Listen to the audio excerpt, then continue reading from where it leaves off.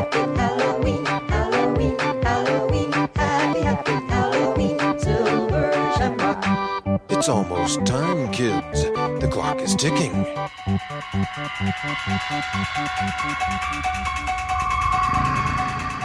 The boogeyman is coming. He's gonna get you. He's gonna get you. He's gonna get you. He's gonna get you. He's gonna get you. He's gonna get you. Welcome to the now playing Halloween retrospective series, I'm only trying to give America a good show. hosted by Stuart, I spent 8 years trying to reach him, and then another 7 trying to keep him locked up. Arnie, I prayed that he would burn in hell, but in my heart I knew that hell would not have him. and Brock. One must remember not to be fooled by his calm, unassuming facade. You know, it's Halloween. I guess everyone's entitled to one good scare, huh? Due to the current release of Rob Zombie's new Halloween movie, H2, we will be watching and reviewing all of the films in the Halloween series. These eyes will deceive you. A warning, these conversations will be spoiler-filled, and as the movies are R-rated, there may be some objectionable language. Every other word you say is either hell or shit or damn. Trick or treat, motherfucker. Today we're discussing Halloween, John Carpenter's classic 1978 movie. This is Brock, co-host of Now Playing.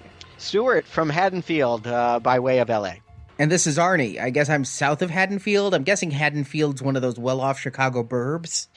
Yeah, where is, being that we're both from Illinois originally, I'm in the place that actually where they filmed it. I can even take you, if you're ever in town, I can take you to the house. It's Pasadena and it's West L.A. is where you can find that neighborhood. But if it's set in Illinois, I'm thinking it's downstate. I'm thinking it's probably around Springfield, Arnie. I think it's by you. Watch out. You may be right. It may be actually further south now that you think about it, because the whole town surrounds one general store where you can buy saws and Halloween masks.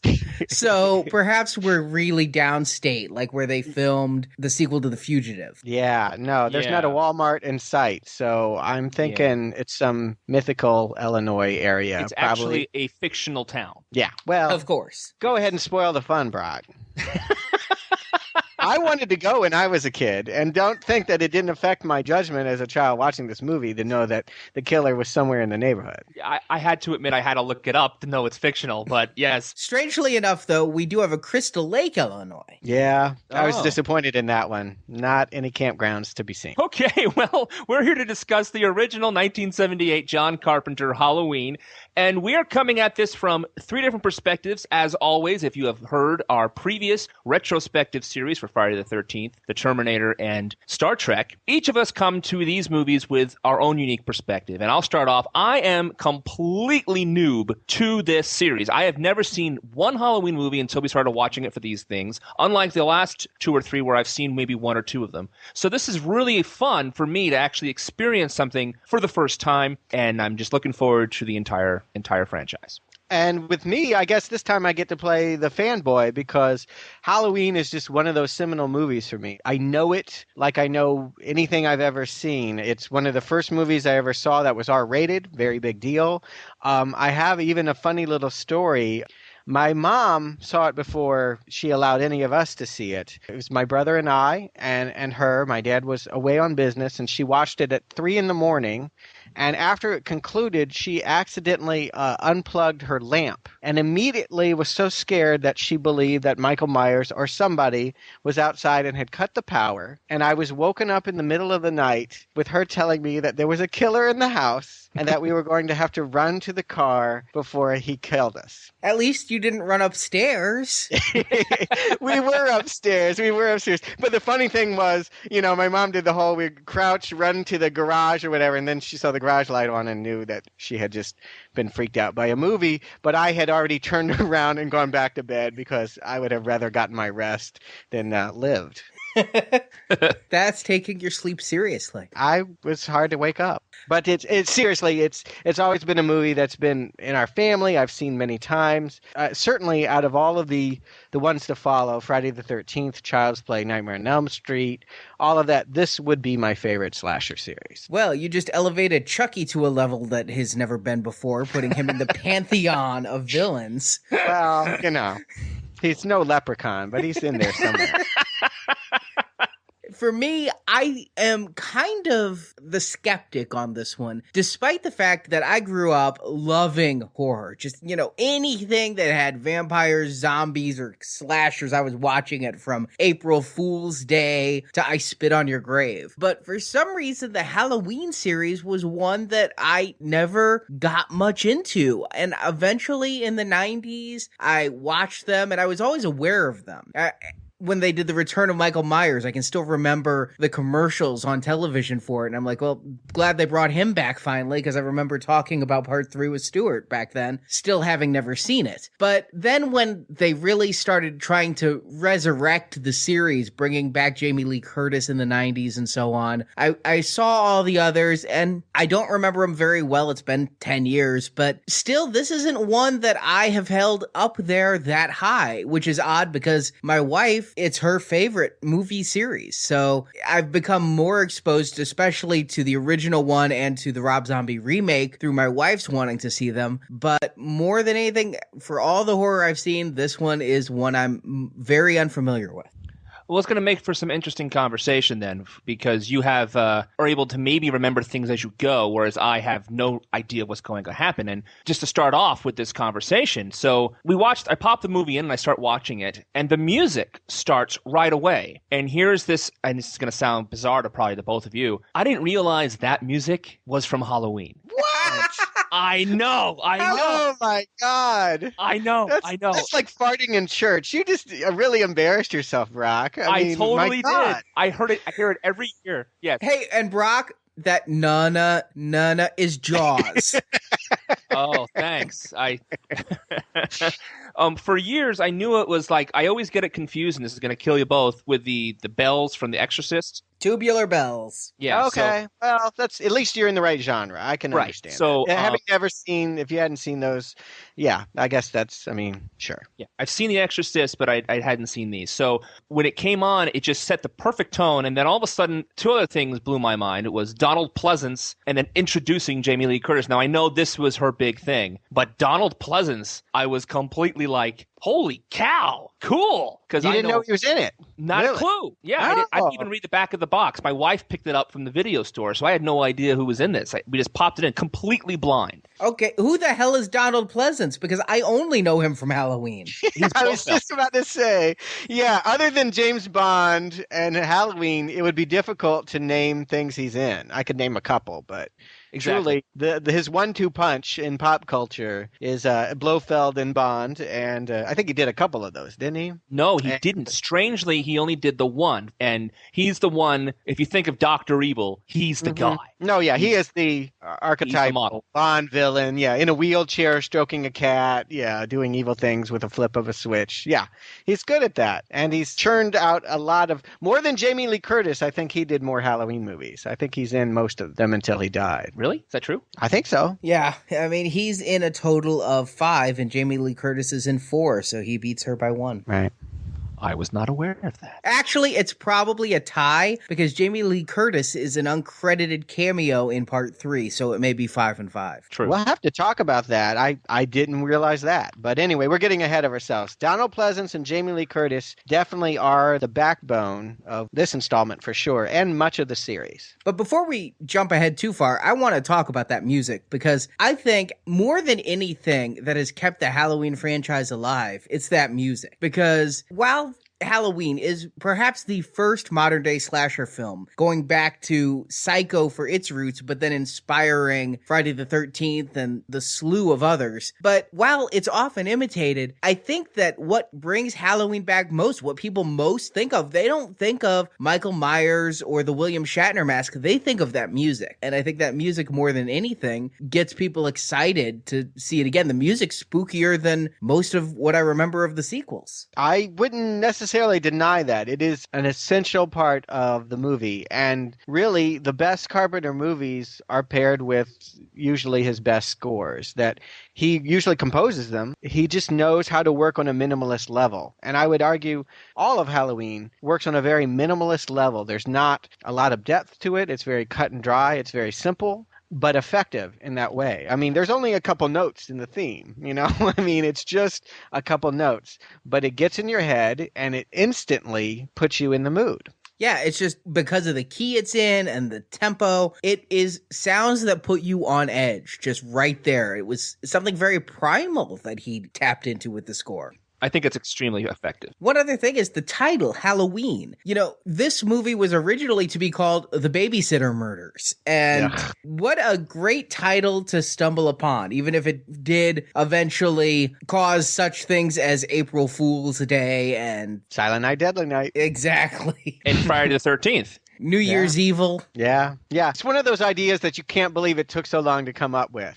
Like, why didn't someone think that naming Halloween as making that the name of their horror movie would be an effective way to market it? Why did that take so long? Exactly. I don't know, but it's so simple and so minimalist, and yet it's once you come up with the idea, it's like, well, of course, that's perfect. So right off the bat with the music, they have this fantastic opening scene with the opening murder that is almost all, if not completely all, point of view of this kid. Well, we find out it's a kid. Oh yeah, that's the brilliance of it. That's the last beat of a very effective 2 shots. It should be said, it's 2 shots for that opening scene, and that's what makes it so impressive. Not only that, they give you a hint. They show the kid getting the knife out of the drawer, so you have a hunch that it's a kid because they have the clown arm, the suit, and that little hand. So you're like, what the hell? Is that a clown? And then you see it through the mask. What his point of view is when he puts the mask on before he attacks the girl.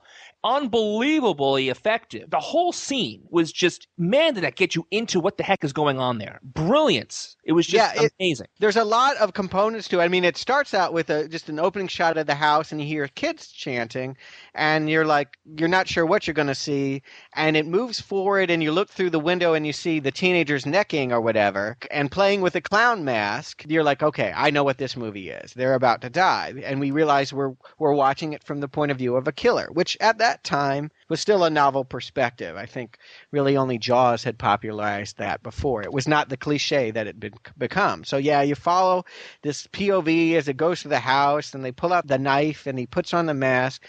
It's interesting, though. The boyfriend comes down the stairs and leaves. Now, he had the opportunity right there, if he were just a savage killer, to go after him right there. There was never going to be a better shot to kill someone than right there. He doesn't. He goes upstairs, and we're hearing him breathe through the mask, and he's approaching this girl who seems unaware. She's at a vanity, combing her hair, and then she sees him and says, Michael. So we know that there is an awareness between these two characters. She's not necessarily horrified that someone with a knife wearing a clown mask is in her room, as most of us would be.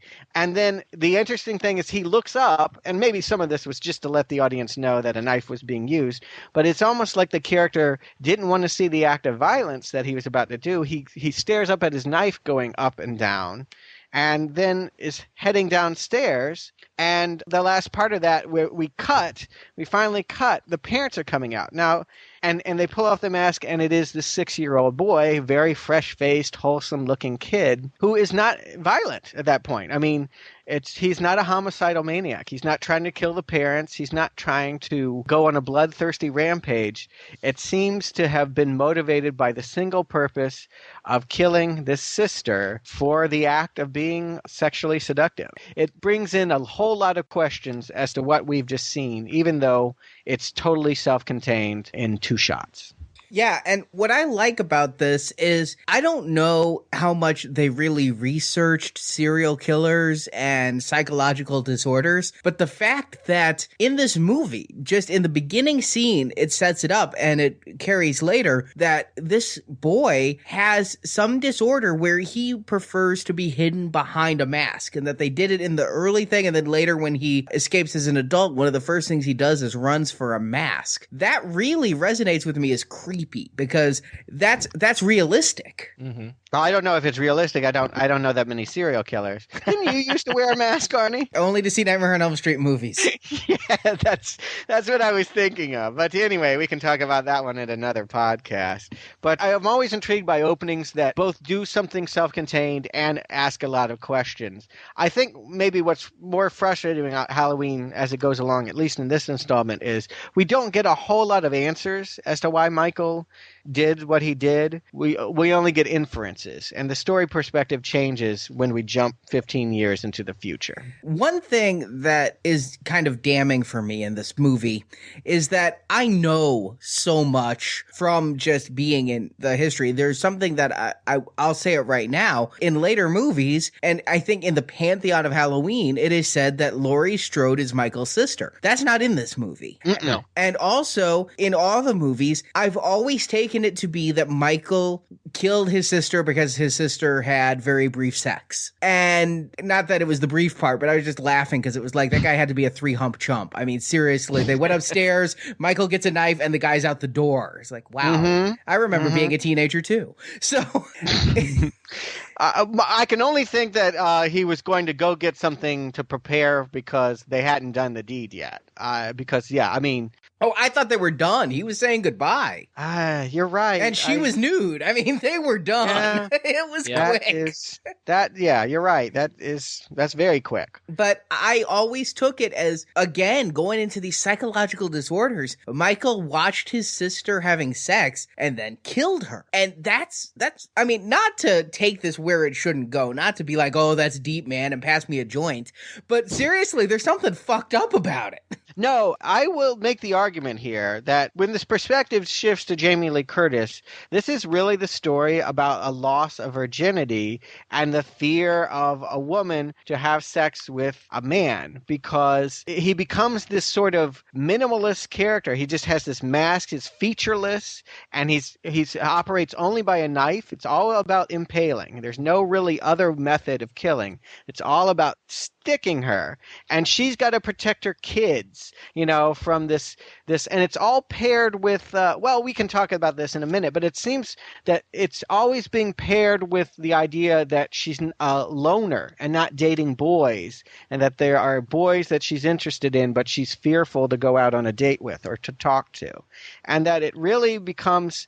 They both got some sexual hang-ups, is what I'm saying. Michael's got his issues with sex from a very pre-sexual age, and Jamie Lee Curtis' character does as well. Laurie definitely has her own issues, and it's funny how they, without ever having to bring up the whole family connection thing in this one, how they mirror each other. Mm-hmm. You brought up the fact that the first opening scene is so effective with its only 2 shots. The entire movie has a lot of long shots. And what I love about this movie, and I talked a little bit about this in Friday the 13th when they were setting up certain scenes, especially at the beginning of Friday the 13th Part 2 was one long take. Here they did a lot of that. And what they did with that was great because it really added a sense of, for lack of a better word, creepiness. For example, you see this Michael's shoulder and you see Jamie Lee walking away. Or even when you have a lingering shot with of Dr. Loomis outside the hardware store and you see, Michael driving behind him. Or you see the shots linger so much that you're waiting for Michael to pop out and then he doesn't, and he doesn't, and he doesn't. And finally he does.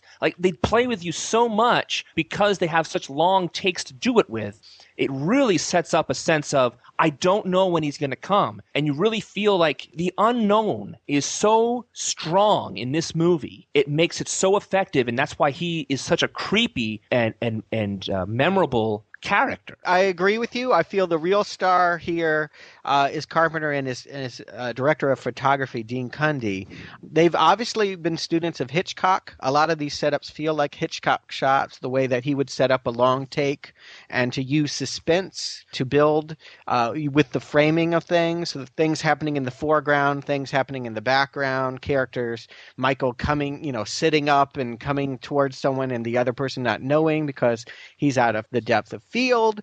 It's all very classically made cinematography, very well done. It's using a weakness and making it a strength They didn't have a lot of money for this movie. It's evident. There's a lot of low lighting situations, and there's some of it is just flat out underexposed.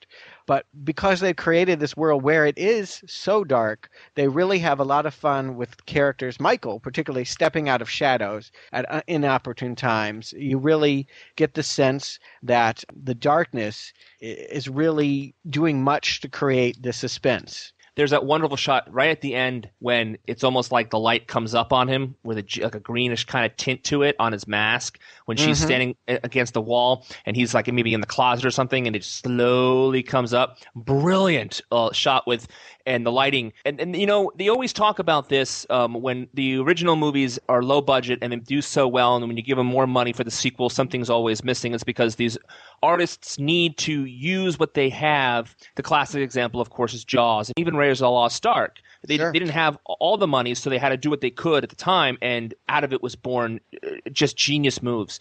And this movie is chock full of those, and it was just wonderful to see something as simple as what I call simple as a slasher movie really take it to a different level, because we've seen so many movies now about murderers. This one just seems like a whole different class. Well, I don't know if this is what you're speaking to, but I can say one thing that seems very distinctive when comparing this, having seen all the Friday the 13th very recently, is that this feels less like an exploitation flick. With Friday the 13th, I definitely get the sense that a lot of the joy comes from watching the visual effects of the deaths. Like, how do we cut a throat? How do we do all these effects to show you gore? That's not the emphasis in Halloween. It's really about setting up suspense. The killings themselves are relatively little blood. The TNA factor is relatively small. Carpenter is really not trying to sell you an exploitation film. He is trying to make a suspense film like Hitchcock would. If Hitchcock were an independent filmmaker in Southern California, he probably would make a horror movie much like this. I noticed when I was watching, people get stabbed, but there's not a lot of blood splurts or blood at all. Maybe a small little bit here and there, not a lot of blood. And when I'm watching this thinking, when the kid is up on the wall and he just stays there, how there's no blood dripping down because they didn't have the money for the blood. Who cares? You don't need the blood. It's not what it's about. He chokes people because there's no blood when he choke people, so it's really convenient. But you still don't care. And it's just amazing. I don't think it's all about the money. You could have gotten some K-Ro syrup and some food coloring, which is what a lot of these places use. I think it was a stylistic choice on Carpenter to keep the blood down, and it may be something as in they don't want the X rating that they're afraid they're going to get, and they can't afford the reshoots. As for the TNA factor, I'd say it's as prevalent in this first one as in any of the Friday the 13th we've seen. If he didn't want to make any exploitation flick, he could have kept the women clothed. There's, out of the 4 main women in the movie, we get to see 3 of them topless, so... No. Who's the third? I'm counting Michael's sister at the beginning. Michael's sister, the blonde in the bed who gets killed with a phone cord. Yes. Well, that one, yes. But the other one, we do not see breasts. No, she just wears her shirt. There's a very awkward scene in which she's melting butter on the kitchen stove, which is... I got to tell you, I had so many flashbacks about a world of older technology from my youth watching this movie. People talking on corded phones, people just calling each other that live across the street from one another. All of that was just, it was taking me back to a place that doesn't exist anymore. But yeah, she's melting butter and then for some reason spills so much of it that she has to take off every article of clothing on her body. Right there in the kitchen. Right there in the kitchen, and then walk it outside the house to the back house to the shed where the laundry machine is. But if that's just a backside shot, I don't think we ever see. That's right. Okay, you don't see nipple. You get to see side boob, but no nipple. It's very brief. I feel like someone that was more concerned with making their money at a drive-in or a B picture would be much more focused on how do we give the kids what they want, the blood and the TNA. Carpenter approaches this much more it's a much more classy film. Mm-hmm. I just wonder how much the X rating and the MPAA might have had to do with what they did. All I can keep coming back to whenever I see naked women in a horror movie is the fact that the reason in A Nightmare on Elm Street that Wes Craven didn't put nudity is he felt nipples plus blood would guarantee him an X rating. And indeed, they're independent filmmakers. They don't have Hollywood backing. They need this to be able to be distributed. I think you could make the case, though, that you're just as much likely to get distribution if you go for the X and make it this forbidden thing as you are to make a tame version. Case in point, though, Texas Chainsaw Massacre, which was made a few years prior to this, also relatively bloodless and received a PG rating from the MPAA. They went back to it and argued that it should get an R because how do you release a movie called Texas Chainsaw Massacre and have it only be PG? I think there might have been a willingness to keep it tame. And then as the success of the formula became more obvious, as Texas Chainsaw Massacre, as Halloween became successful, the need to push the envelope for more gore, for more blood. I think we're going to see that in these Halloween sequels, that they eventually do sort of succumb to the temptation of making it about the death. But for this film, it really doesn't feel like it's just about slaughter, that we're really watching a classic Hitchcockian story about a woman in peril with the subtext of it being about her fear of men, the predatory nature of men and what they want from her. What's weird is this movie's directed and written by John Carpenter and his then girlfriend Deborah Hill. And Carpenter is somebody who I like. I like his early stuff, all the way up to, I think, Memoirs of an Invisible Man is where I jumped off his train. But good. I have to say, I've never really thought of him as an artist. I see him more as a schlock director who has backed into a couple of moments of genius. The first one being Halloween, and perhaps the only other one that I consider genius being The Thing. I'm with you on The Thing. I think that's his greatest film. And you can even see there's a reference to it in here when Laurie's babysitting the kids. It's one of the horror movies that they're watching is the original Thing. It's called The Thing from Another World, the 1950s movie. And this was 4 years before his Thing would come out. Exactly. So you knew it was on his mind even then. He wanted to make it. It's best film. I'd also argue, if I may, since we're talking about Carpenter, about They Live. I would throw They Live in those three. We can do a Carpenter retrospective at some time, but I would argue he had 3 good films. All right. Yeah. He had 3 good ones. The reason I'm bringing this up is I don't think of him as an artist. I think of him as a schlock filmmaker. And I mean, I think this is proven by his scores, you know? I mean, you look at some of his other movies, Christine and things, these scores are so minimalist. I see him as a minimalist, get the job done director. And so, you know, there is so much here that we're attributing, but I gotta wonder how much of it is intentional and how much of it is just Carpenter doing what he felt he had to do to get the job done for $300,000. Right. That is a very debatable perspective. I agree with you that indeed what we're attributing as artistic choices may in fact have been choices of necessity or accident. But that's true of anything. I mean, when you get into the realm of criticism, critics are always accused of seeing things that aren't there or reading into things that aren't true. I think that's legitimate. I think once the work is done and edited and up there, it's for people to decide what they want to see into it. And I think that's okay. I think, if anything, we can probably look at the full body of John Carpenter's work now that he's been working for, 30 years and say, well, probably not a genius. When you look at some of those later films, not genius, not a lot there.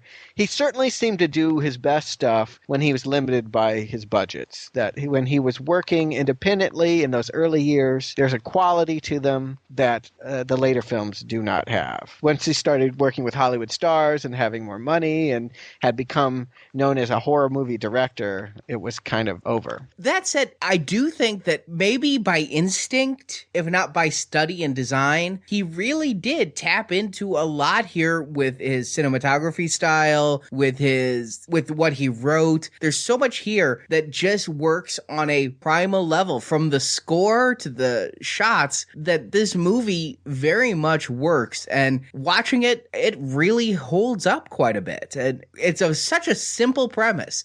3 random teenage girls who are friends, and a guy breaks out of an insane asylum and starts to kill them. And that's nothing else. I mean, you don't see that too much now, but breaking out of an insane asylum back in the 80s, that was like a huge fear too, wasn't it? Mm-hmm. Yes. There was actually a scare in our neighborhood, and I guess I was prone to panic, but and your mother, obviously, and my mother, I get this from her. But there was actually a quote unquote serial killer on the loose. I don't know if you remember this, Arnie. In Springfield, there had been someone that had murdered a couple of people and was on the lam, and I just remember feeling that in the air, that knowing that Haddonfield was somewhere in Illinois and it could be close to Springfield, knowing that there were killers out in the world and loose. We were catching the crest of the wave of what would become a big staple of the 80s, which is this slasher movie cliche about this killer. But yes, it at this point, it still had a reality to it. It still felt like a place where and you grew up and you lived. Some of these other series, less so. But this one had a reality to it that many of the copycats do not. And this was back at a time where you could make a psychiatrist a hero, whereas in the 80s, psychiatrists were almost unanimously villainous. Well, you know what? Donald Pleasant's a hero. He's a weird character here. I've got to say, particularly in this movie, I'm not really sure what he's about. We're introduced to him in the second scene in the movie, right after the opening that we've talked about. He is riding in a car up a dark road, thunderstorm, rain, with a nurse, heading to a mental ward. And it's a good little scene. It sets it up, and he's tricked to get out of the car, and Michael breaks the glass of the car, scares the nurse. She barely gets away before he chokes her, and then he drives away, bringing up my first problem, logistical problem with the movie, which is that how does a 6-year-old boy that has never known the outside world know how to get away in a stick shift? Well, they did address that. I know, they even bring it up, which I think was a bad move. But I think Donald Pleasance has some sideline where, like, he probably watched somebody do that. No, someone must have been giving him lessons, is what they say. Okay, but they dropped that. No, there's never any reveal about, oh yeah, the candy striper has been teaching him, or he had a coin op of Turbo or something. There's no reference as to why this mentally damaged boy would ever have had that skill. I mean, I could watch movies about people flying planes all the time, and if someone put me at the helm of one right now, we would be crashing to the earth. I mean, that's not a skill that you can just pick up and learn by television. Believe it or not, television can't teach you everything. And I do think it's a problem with the movie. I digress. My point is that's our introduction to Donald Pleasance, and we see him very much from that point on as a man who is resigned to the idea that Michael is unstoppable evil. He does not think of him as a person, and that is a weird quality for a therapist. If your therapist does not believe that you're a human being, you need to drop him and get a new therapist. Because that's a relationship that's not going to work. And he really, I mean, there are many lines where the sheriff's like, oh, he's a man, or I put 5 bullets into him. He's like, no, he is evil. Donald Pleasance, for some reason, after spending 15 years, I think he breaks it down to 7 years of trying to help him with therapy, and then 8 years of just trying to keep him institutionalized away from the rest of the world, has really gotten the idea that this is a manifestation of evil incarnate, and that I really wanted to know more about how a therapist, a person trained in the psychiatric arts, would come to such an old world superstitious conclusion. But what's great about it is how epic it makes Michael. Michael himself would not be nearly as dangerous if you didn't have the old man running around with authority saying he is evil. I agree. I agree. Yeah, you're right. He gives it validity in a way Yes. that you would not have otherwise. That you have this British man in small town, middle town America, telling anyone that will listen, and not many people are. I got to say, telling anyone that will listen that evil incarnate is walking amongst them tonight. I also felt that paranoia he had, part of it was because he felt responsible that this guy is loose. And I think a lot of it was him covering his ass. Although maybe, but I do agree with you that 100% that him building up Michael and who this kid is really helps when Michael reveals himself and then starts to kill people. It really helps with the gravitas of the situation. And really, that seems to be the only reason Pleasance is in this movie, because he isn't in it a whole lot. We spend a whole lot more time seeing Laurie babysit than we see Pleasance tracking him down. And he's there just to tell us how bad a mofo is loose. That's true. Because otherwise, we would just see a guy in a mechanic's jumpsuit and a Shatner mask. Right. And it's weird, but it doesn't have the, oh shit, we're fucked feeling that comes with knowing that this guy is pure evil, to the point that his therapist thinks that he's screwed up. Right. I had to look up afterwards why Donald Pleasance did the movie. It seemed to me that it was a weird choice. I don't think I got a straight answer. The only thing I could find was that his daughter had seen Carpenter's movie before this one, liked the movie, and Donald Pleasance did this movie on the advice of his daughter. That's the only thing I could find. Well, what the hell? I mean, Christ, he's Donald Pleasance. He's not like he's some great get. Okay. He was the third choice for Carpenter. It's not like, how in the world did they get Donald Pleasance? I'm sitting here before this podcast going, yeah, he's the Halloween guy. Well, it's like Donald Pleasance was sitting at home twiddling his thumbs waiting for the phone call for work, and this is what came through. Okay. From what I read on IMDb, and take this for what it's worth, he took it because he'd always been playing villains and psychos and never gotten the chance to play a hero. So he saw this role as heroic because that's why he did it. He said, in his words, it was Dr. Loomis was the Van Helsing to Mike Myers' Dracula. Now, that's a very good metaphor. That's actually a very apt description.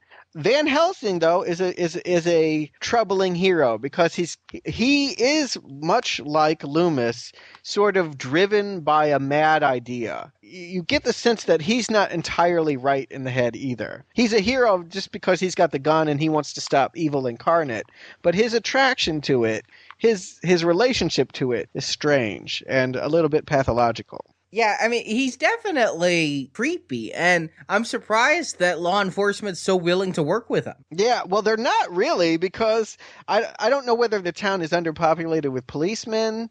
I think that town is underpopulated with adults. Don't you think it's weird that there are no adults in this movie, in the school, in the parents? Like, what parents on Halloween go away to a party and then leave all their children at home alone? I have a theory that they're swingers because they disappear in the second movie. They're like, where are the parents? They were at this party and then they left. Yeah. I don't understand that. But there are no parents anyway. There's one sheriff guy. He's also the father of one of the victims. He's Annie's father. And he sort of humors Loomis. He's like, okay, I'll stand around in the bush on Halloween for you, but I don't want to.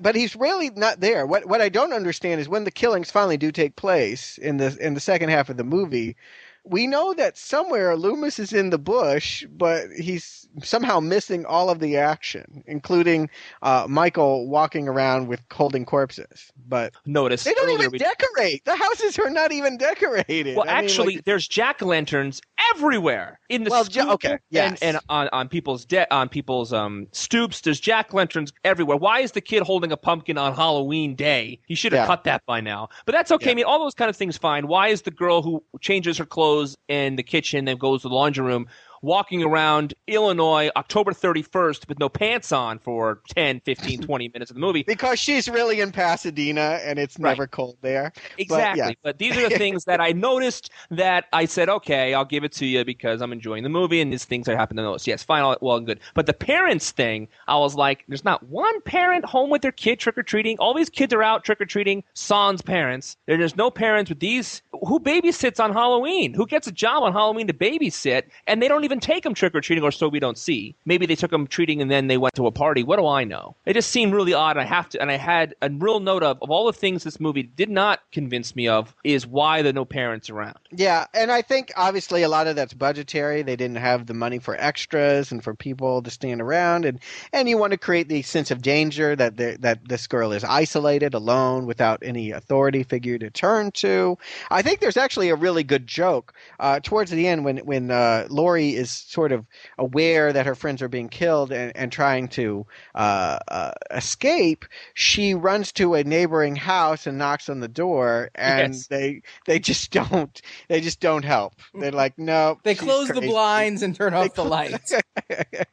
They deserve to get TP'd until they are dead for that. Like every year, soap the windows. That's pretty poor. That's pretty poor neighborly advice. If someone's shrieking for help and beating on the door for bloody murder, you don't presume that it's a Halloween prank. You have to at least open the door and be like, okay, kid, what's up? Can I tell you something that made me very glad I'm never having kids? Is the fact that Linda and her boyfriend go to visit Annie, who's babysitting. Yes. Annie is not home. The house in which Annie is babysitting is empty. So Linda and her boyfriend proceed to go into this stranger's house, find a bedroom, and fuck.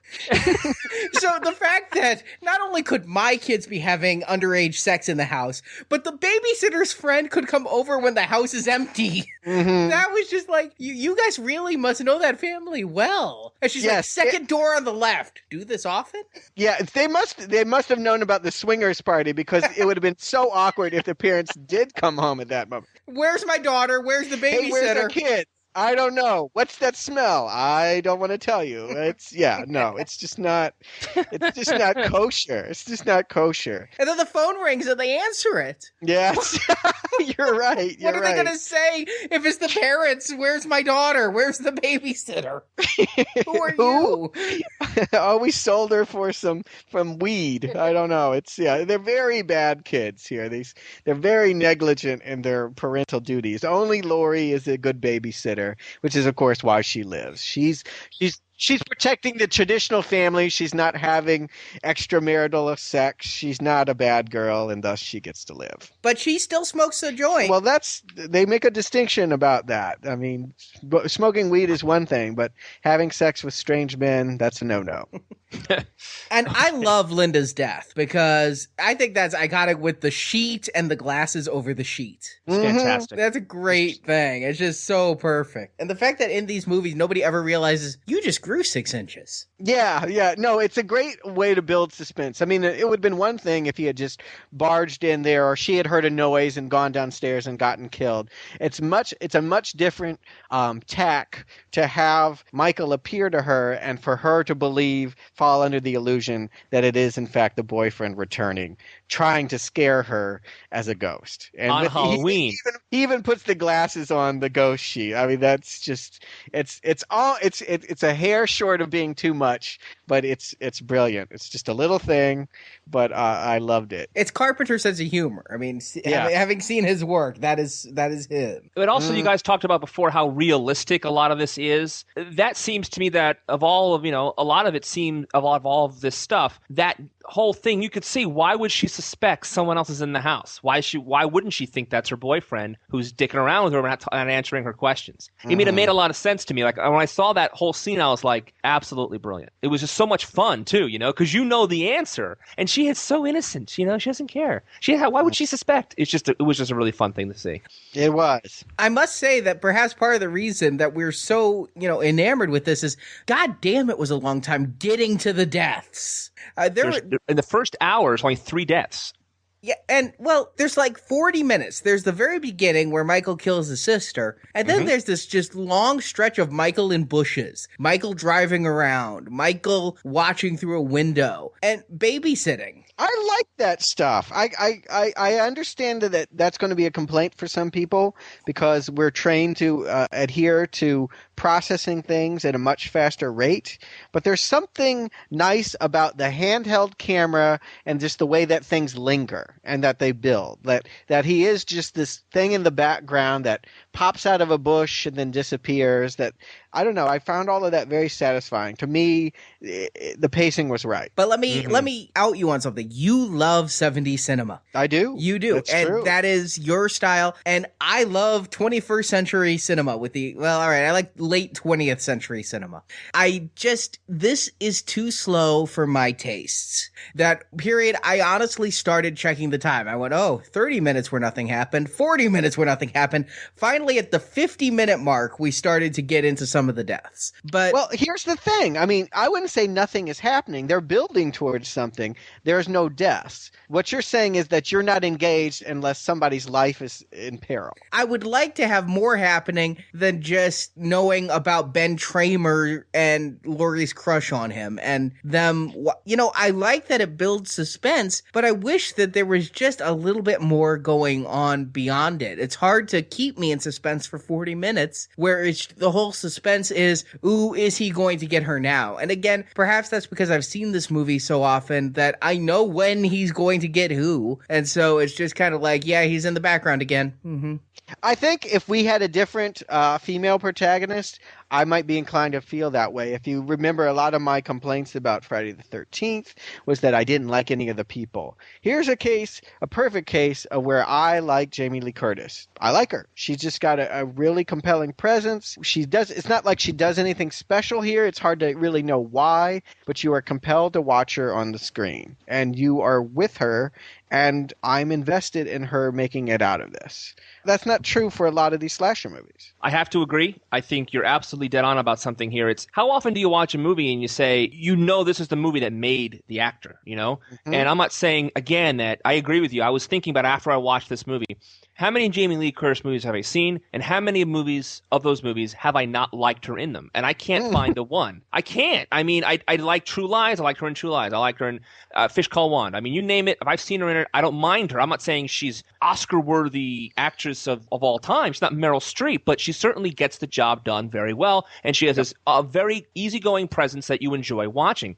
And especially in this movie, there's something natural about her. You actually feel she is in peril, and she actually conveys that very well. And I think it's very effective. And so I also didn't mind that there was not a lot of killings in this one because they had me. They had me with the shots. They had me with the suspense. They had me with this character. So I didn't know where things were coming, Arnie. So for me, I really did enjoy it. I completely see your point about the pace of the movie, but I thought it really worked for this particular movie. And you know what? In this case, I envy you, and I wish I could go back and see it the first time because having just watched all the Friday the 13th, you probably expected a death every 10 minutes. And so when you see Michael jump out, you're probably like, oh, now's the time. Oh, it didn't. Oh, now's the time. Oh, it didn't. That kind of, it's almost like a tease. And that would be great if only the first time. Well, you know what? That's a very good point. Maybe I should watch it again and let you know, because I really had so much fun with that exact same thing you just said. I really did. I had a big smile on my face because I felt like the filmmaker was dicking with me, and he had me. He had me hooked, I had to see when it was going to happen and how it was going to happen. And oh my God, that didn't happen then? Oh, there he is. It was so much fun.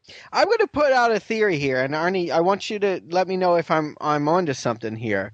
I think maybe what the difference is that when you watch a horror movie, you're rooted in seeing what the killer is going to do. And when I'm watching this, I'm invested in Jamie Lee Curtis getting away. It depends on the movie, but the fact is, for much of it, it's not Jamie Lee Curtis getting away. It's Jamie Lee Curtis making popcorn and watching The Thing. And, it takes so long before Jamie Lee Curtis even knows what movie she's in, I agree. I for me, that's part of the charm charm.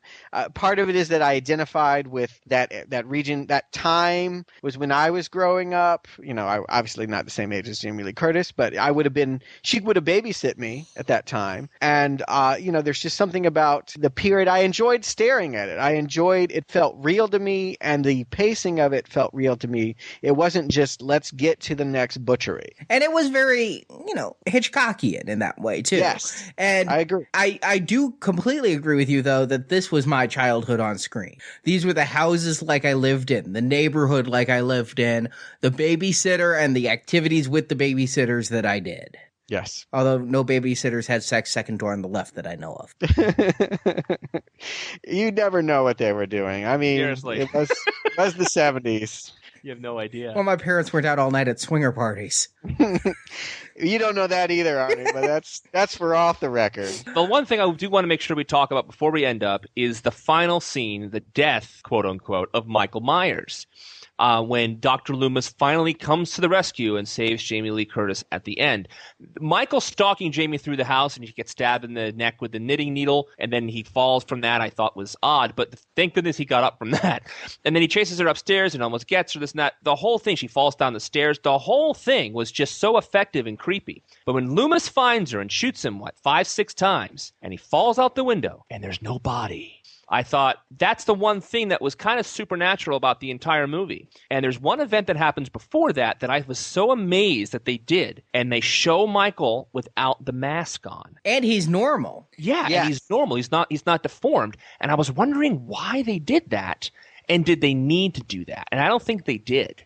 But I thought it was an interesting choice. Keep in mind that when this was happening, they were starting it. You know, in every other horror movie after this, the mask coming off will either be the reveal, it's old Mr. Johnston, or it's a horrifying thing of seeing how deformed the killer is. Here, you take it off, and the word that Carpenter used to describe the actor who you see the face of, who is not the actor who plays Michael in every other scene. They got a guy just for the face reveal, and it's somebody who Carpenter said he wanted them to look angelic. Mm-hmm. I mean, it's mirroring the first scene of the movie, which is that when we finally had the mask taken off, it's an innocent child. And he does look childlike. There's like the hair is similar. He looks like a stretched out version of what he did in the beginning of the movie. And that it's you're again left with the feeling of, how did something this normal operate with such brutality? How is this possible? How does it channel out of this being?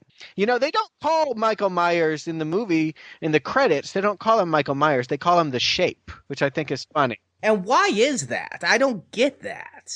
I think it plays into the idea that he is not a person, that he is actually evil embodiment, and that this is the shape that evil has taken. It's a very allegorical take on evil, and that it assumes a form. It dehumanizes him, and that is what the name The Shape does. It's what that mask does. It looks human, and yet there's something about it being featureless and white that makes it seem unnatural and unsettling. And I think that in many ways is why I find him to be the perfect slasher character, because we're not dealing with his personality. There is no personality there. And that's where the fear comes out of. The fear comes out of the fact that we don't really understand Michael. We can't read what's going on in his eyes. We can't see his lips change. We don't know whether he's enjoying it, whether he's in pain.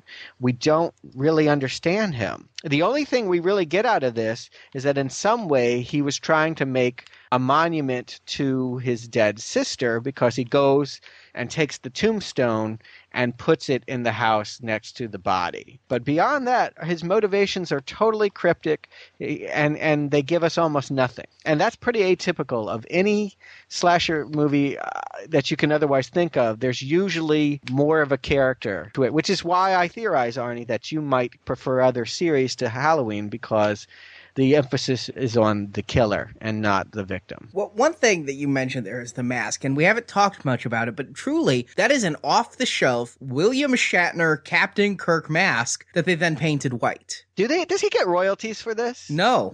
Okay, he does not. He does I guess not. you wouldn't. I mean, it was just I think the company was Don Post, and they had a retail mask that they bought for $1.98. But my God, is that a creepy looking mask? There was I a little can't even feature. tell it's William Shatner. No, you can't. You really can't. The fact that even knowing that and watching it this time, that does not come through. It's so famously William Shatner's mask. It's such a famous piece of trivia. Yeah. And I'm watching this movie, and I'm like, I can't even tell that's William Shatner. It looks like a dummy they put wigs on, like those little styrofoam heads. Yeah. You can't even tell. Well, the one thing they did also is they carved out the eyes a little more so that the eyes were bigger and everything else. But, it's just, to me, I find it funny that it is him. It's just, I find that an amusing thing, but it is just so creepy. There was a making of a little featurette on the DVD that I watched, and they talked about the mask and how they came to choose it. And the first idea was that they were going to make it a clown, much like the mask that they had there. There was some clown character, I can't even remember the name of it, that they were going to use, and they were like, oh, what's scarier than a clown walking around killing people? Certainly a way they could go with. Many people are afraid of clowns. I don't particularly like them. But they felt that once they had painted the Shatner mask white and put it on, that something clicked and that the whole movie fell into place. And I think, obviously, who can argue 8 sequels later, they made the right choice. As scary as clowns are, there's something even more terrifying about the shape. And you mentioned the eyes being carved out more. That doesn't give you more of a chance to see the actor underneath. Usually he's lit in such a way that it just looks like holes in the darkness. That's the thing that's creepy about this. It is almost like this isn't a person. It's the shape of a person. It's what a person should be. And somewhere underneath there is a little boy.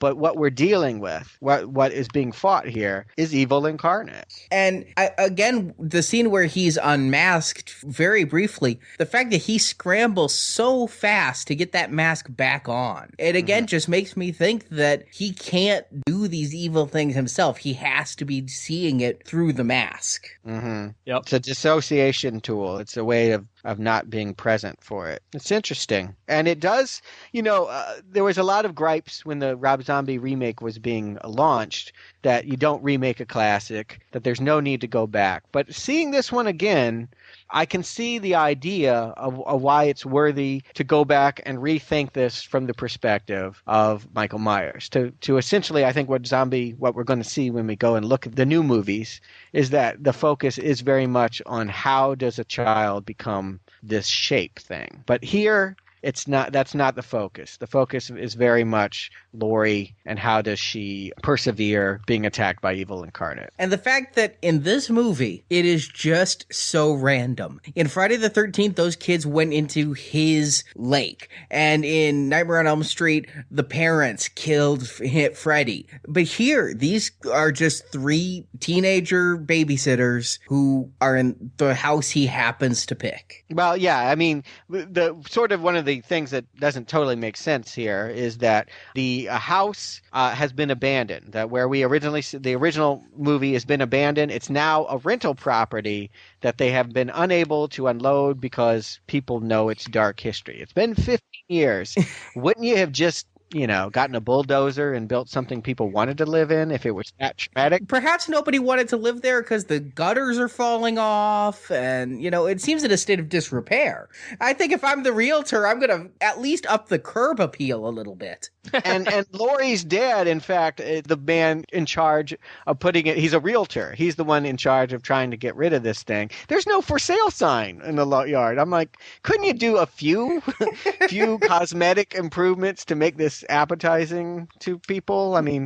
Who would want to live there? I don't know. And that's right. That's where Michael gets the first glimpse of Laurie, is she's dropping the key under the mat for whoever wants the place. Who never comes, apparently, but whatever. Maybe it was Michael. Maybe Michael stopped on the way. He stopped. He killed a mechanic, stole the outfit, made a phone call, found out who the realtor was. You're right. The honest truth of the matter is, just because we've never heard him talk doesn't mean that he can't. And in fact, if he can drive a stick shift, he can probably rent a house. Talk if need of it. He could probably rent a house. And then, yes, the very end. I love the end where you see him shot 6 times. He falls out a window and he's gone. And that's the end of the movie. And that's great because you know what? Especially, again, for Stuart and I who we're seeing our childhood there. If we were kids, that means he's coming for us next. He's in our hood. That definitely is how I took that when I saw that movie, is that it definitely felt like he's out in the world now. And there was no expectation of a Halloween 2. You know, this movie came out not in a climate where you knew they would churn out a sequel really fast the next year and there would be more and more and more and more.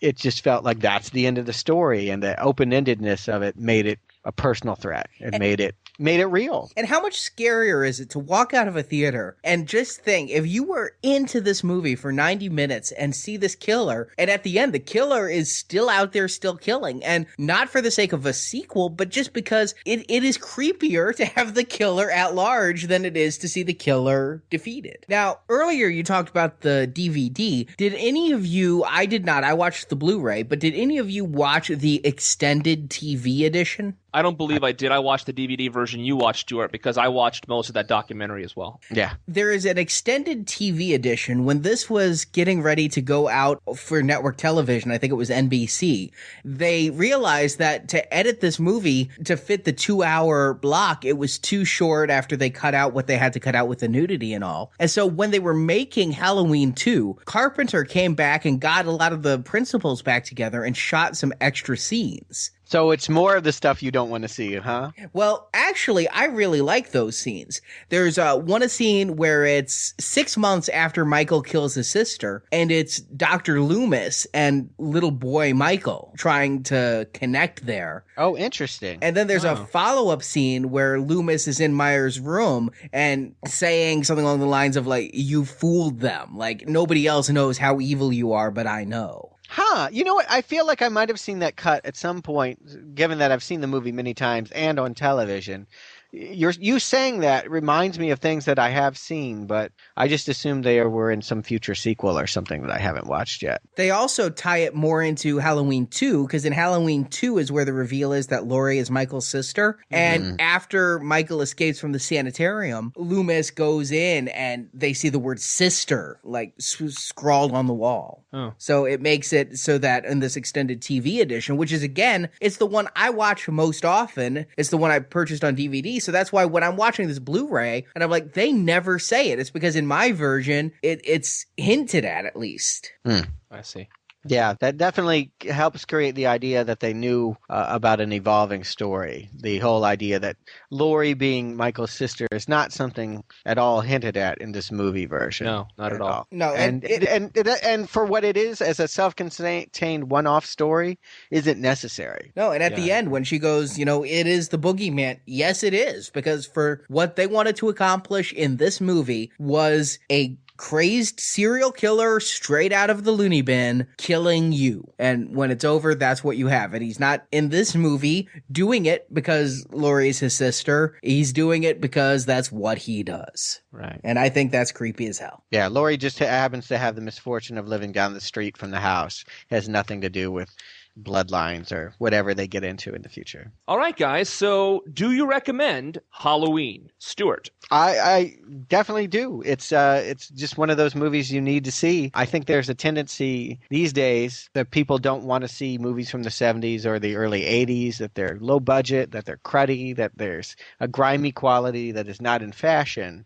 But I think that if you go back to this one, you will find there is a real artistry to the way that it's made, crudely, however it may be, and that it's got a lot more going for it than most of the slasher sequels that it's sort of categorized and lumped in with. Arnie? I recommend this. I think that there's so much in here that is so good, but for today's audience, you gotta know that there's going to be a 30-minute stretch where if you're watching this at home, you're going to be tempted to grab the iPhone or to start surfing the web or do something like that because... Or how about this, Arnie? Maybe this is your opportunity to glimpse at what the world is like before the internet, before the iPhone, before people had anything like that. I mean, that's what I appreciate about it. It is, but I'm saying that to our listeners, right. I think that there's... Listening to a podcast. Yeah. I hear your point. Yeah. I think that there's going to be 30 minutes of this movie where they're going to be going, unless, like Brock, they've never known anything about it, there's going to be 30 dead minutes. But I think that there's so much good here, and especially if you're a fan of horror. I'm not one of those people who says, well, if you're a fan of this, you really need to see the genesis and see where all the roots came from. No, but if you're a fan of horror, you're going to get a kick out of this, and you're going to see stuff you've you've seen before, how many things that are referenced in Scream did I tick off here? The boyfriend says, I'll be right back, and gets killed. And the guy runs into the house and they run upstairs to escape. I mean, it's all the cliches. It's where the cliches began, and it's a good time. And when the movie is over, I never regret having watched it. And I have to say, I enjoyed the heck out of this one. Everything you're saying is true. It is a movie made from a different time. And up until, 10 years ago, it was the most successful independent movie ever made. And there's a reason for that. This movie succeeds in its mission. It is creepy as all heck. And it shows that horror movies don't have to be just blood and gore. There's more to what horror can be. And I'm not a student of horror. I'm just a guy who watches these movies with you guys. And I have to say, I really liked this one. And I do advocate giving it a chance, even though it's older. It's like over 30 years old now. It's entirely worth the watch. It's really fun. And I honestly am looking forward to seeing this again one day. Something I cannot say about some of the other movies we've watched together as a group. Okay, so that's our episode on Halloween. If you like this episode, please, I encourage you to go to www.nowplayingpodcast.com and download our other episodes in our other retrospective series. If you'd like to leave us an email, please do so at show@nowplayingpodcast.com. And if you like what you're listening to, please leave us a review on iTunes so other people like yourselves can find us and listen to us as well. I want to thank Arnie and Stuart for joining me today. Thanks. Thank you. And we look forward to seeing Halloween 2 in our next podcast. Talk to you guys later.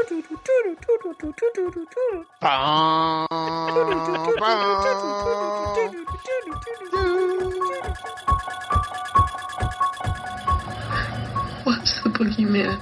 As a matter of fact, it was. Thank you for joining us for this installment of Now Playing's Halloween Retrospective. It's all over, my friend. If you enjoyed this podcast, you can listen to our other installments, as well as our Friday the 13th, House of a Thousand Corpses, Terminator, and Star Trek retrospective series at our website, nowplayingpodcast.com. Now Playing is a Venganza Media production and is not affiliated with Compass International, Universal Pictures, Galaxy International Pictures, Dimension Films, Miramax Films, or the Weinstein Company. Michael Myers and all other Halloween characters and situations are copyright and trademarks of those companies, and no infringement is intended. You've got to please stop it. Stop it now. Turn it off. Turn it off. Stop it. Stop it. Stop it. Stop it. Stop it. Stop it. Stop it. I remember proudly teaching myself how to play it on piano as a kid. I don't know why I thought it would be so hard, but it all was, two notes of it, huh? Yeah. Well, no. There's the left hand's doing the dun dun, dun, but then you got that do do do do do. It took a little bit of syncopation. I gotta say, it's not for your chopsticks knowing. You got to know piano for a good 6 months before you can do Halloween.